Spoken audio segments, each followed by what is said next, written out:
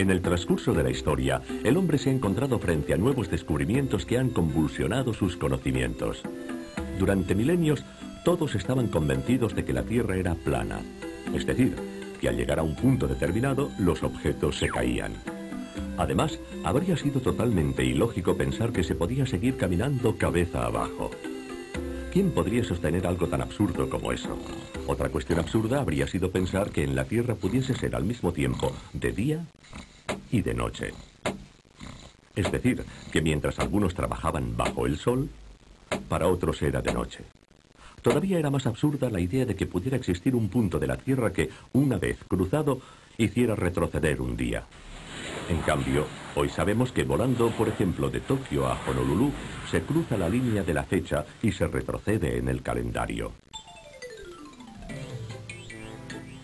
Naturalmente sabemos que cuando en California es mediodía, en Moscú es medianoche, y que los australianos están cabeza abajo respecto a nosotros y nosotros respecto a ellos.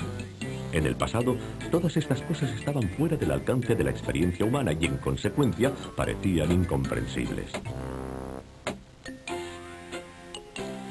Actualmente, a nosotros también nos parecen incomprensibles las paradojas del espacio y del tiempo derivadas de la teoría de la relatividad, precisamente porque están fuera de nuestra experiencia cotidiana. Por ejemplo, ¿cómo es posible que cuanto más cerca se está de la velocidad de la luz, más lentamente transcurre el tiempo? ¿Cómo entender que si un astronauta viaja durante un tiempo a una velocidad cercana a la de la luz, cuando regrese a la Tierra encontrará a su hermano gemelo mucho más viejo que él? ¿Y cómo es posible que a esta altísima velocidad un objeto se contraiga aumentando su masa? El hecho es que estas paradojas nos parecerían totalmente normales si formaran parte de nuestra experiencia cotidiana. Pero esto no sucede por una sencilla razón. Estos fenómenos se hacen evidentes únicamente al viajar a velocidades muy cercanas a la de la luz, y estas velocidades están más allá de nuestra capacidad. Basta con pensar que el objeto más veloz que ha construido el hombre es una sonda interplanetaria que en el momento de máxima velocidad puede alcanzar aproximadamente los 20 kilómetros por segundo. Pues bien, la luz es 15.000 veces más veloz. 300.000 kilómetros por segundo, es decir, que un vehículo interplanetario actual, comparado con la luz, se encuentra en la misma situación que una tortuga en relación a un reactor. Es 15.000 veces más lento. Por esta razón, nunca hemos podido entrar en la zona mágica en la que tienen lugar estas paradojas. Pero, ¿por qué suceden únicamente cerca de la velocidad de la luz? En realidad, se producen siempre, incluso a baja velocidad, pero los efectos son demasiado pequeños para que nos demos cuenta. De hecho, su crecimiento es muy rápido al aumentar la velocidad. Basta con un simple ejemplo para entender este concepto. Cogemos un objeto de metal y lo acercamos poco a poco a un imán. Cuando está a 1 metro, el efecto de atracción no se advierte, aunque en teoría existe ligeramente. Tampoco sucede nada a medio metro, y tampoco a 20 centímetros. Pero a medida que nos acercamos, esta atracción empieza a notarse y aumenta cada vez más. En el último centímetro se hace muy fuerte, y en el último milímetro, fortísima. Finalmente, en la última milésima de milímetro es casi irresistible.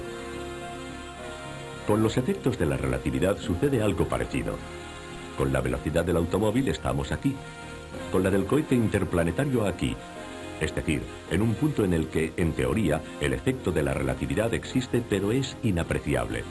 Solo disponiendo de astronaves capaces de acercarse a la velocidad de la luz, entraríamos en el terreno de los efectos muy evidentes y bastaría, cada vez, un pequeño acercamiento para multiplicar este efecto y amplificar las consecuencias. De hecho, según una tabla aproximativa, suponiendo que una astronave parta hoy y regrese dentro de 1000 años viajando a 294.000 kilómetros por segundo, el tiempo relativo a bordo sería de 200 años. Pero sería suficiente con acelerar un poco, es decir, llegar a 299.792 kilómetros por segundo para reducir el tiempo a solo 2 meses. Después, bastaría con acelerar muy poco, solamente 4 centímetros por segundo, para hacer descender el tiempo relativo a bordo a solo 3 días. Partiendo de esta base, podemos llegar a una consideración que normalmente se olvida. Hemos visto que la velocidad de la luz es muy elevada, 300.000 kilómetros por segundo. Pero solo resulta muy elevada si la comparamos con nuestra manera de vivir y de movernos. Es decir, si la comparamos con una bicicleta, con un avión e incluso con un cohete. Contemplándola en el panorama general del universo, se trata en realidad de una velocidad bastante modesta. ¿Por qué? Porque es cierto que un fotón de luz emplea menos de 1,5 segundos para ir de la Tierra a la Luna. Pero también es cierto que emplea ya 8 minutos para ir de la Tierra al Sol. Si nosotros pudiéramos estar en el planeta Urano y viéramos viajar los destellos de luz de la Tierra al Sol, nos daríamos cuenta de que esta velocidad no es tan elevada. Veríamos avanzar la luz como un caracol. Si después nos situáramos en una estrella y observáramos los destellos de luz viajando entre la Tierra y la estrella más cercana, veríamos cómo realizan este trayecto en 4 años. Finalmente, si nos situáramos fuera de nuestra galaxia y viéramos avanzar la luz de un extremo a otro de la galaxia, veríamos cómo realiza este trayecto en unos 100.000 años. Es decir, nos parecería casi inmóvil. A partir de aquí, podemos ejercitar nuestra imaginación. Supongamos que la velocidad de la luz no es de 300.000 kilómetros por segundo, sino mucho menor, solo de 100 kilómetros por hora. Pues bien, en ese caso, nosotros podríamos experimentar cotidianamente los efectos de la relatividad. Por ejemplo, podríamos ver cómo un automóvil en la carretera se contrae a medida que aumenta la velocidad y no consigue alcanzar jamás los 100 kilómetros por hora, que serían un límite insuperable, ya que, para que el coche acelerara a esa velocidad, sería necesaria una energía infinita. Y también la masa del coche sería infinita. También podríamos ver cómo a bordo del automóvil todo se desarrollaría lentamente, tanto más lentamente cuanto mayor fuera la velocidad. Si este coche viajara de esta forma durante 10 años seguidos sin detenerse, ¿qué sucedería? Pues bien, al llegar a casa y frenar, la longitud volvería a ser la misma de antes y el tiempo a bordo transcurriría tan bien como antes.